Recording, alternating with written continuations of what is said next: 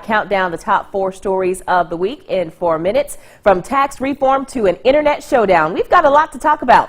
Let's start with headline number 4. Now, headline number 4 has to do with a case that just keeps getting more and more baffling. The death of the first black woman on New York's highest court this month has left both police and admirers just mystified. The body of Sheila Abdul Salam was found floating in the Hudson River on April 12th. Well, since then, police say they found no sign of foul play and suggested it could be a case of suicide. Her family and friends insist that that theory doesn't add up, calling Abdul Salam too stable to take her own life. The 65-year-old judge was a graduate of Columbia Law School and had been scheduled to speak there the week after her death. The results of an autopsy are pending. Abdul Salam is also the first female Muslim judge in the U.S.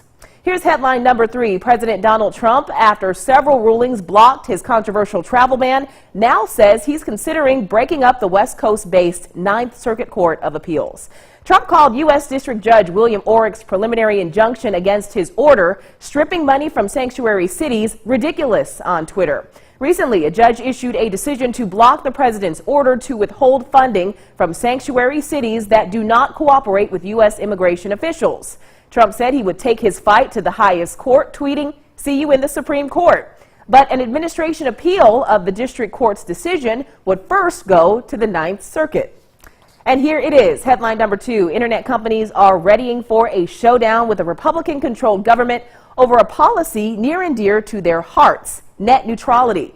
Now, net neutrality rules enacted during the Obama administration basically prevent broadband providers from playing favorites or steering users toward or away from particular internet sites.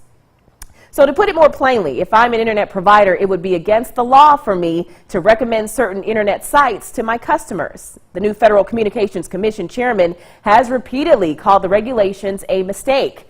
Many internet companies are already running the Washington playbook, lobbying Congress to keep the rules, schmoozing government regulators, and signing letters of protest. In 2012, internet companies beat the entertainment industry in a fight over anti-piracy legislation after thousands of sites temporarily went dark in protest.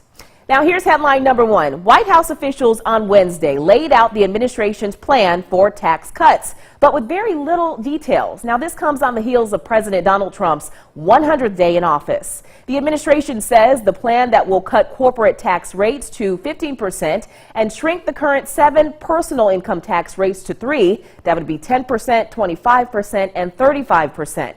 Democrats immediately seized on the plan, calling it a massive tax giveaway to millionaires, billionaires, and big corporations. Well, thank goodness for fact-checking. An AP fact-check finds that some of the White House claims about President Trump's tax plan don't hold water. For example, Treasury Secretary Steve Mnuchin says it will be the biggest tax cut and the largest tax reform in U.S. history, yet early appraisals indicate the Trump plan won't be as large as President Reagan's tax cut in 1981. Claims about tax cuts paying for themselves also fly in the face of history because no tax cut has ever been self-financing. The plan is also supposed to cut taxes for the American people, especially low and middle income families, yet the early outline suggests the wealthiest people will receive the biggest tax cuts. Well, be sure to join me next week. I'll be counting down a new list of story ideas that everyone's talking about, and we'll have more sunrise and a look at our forecast after this break.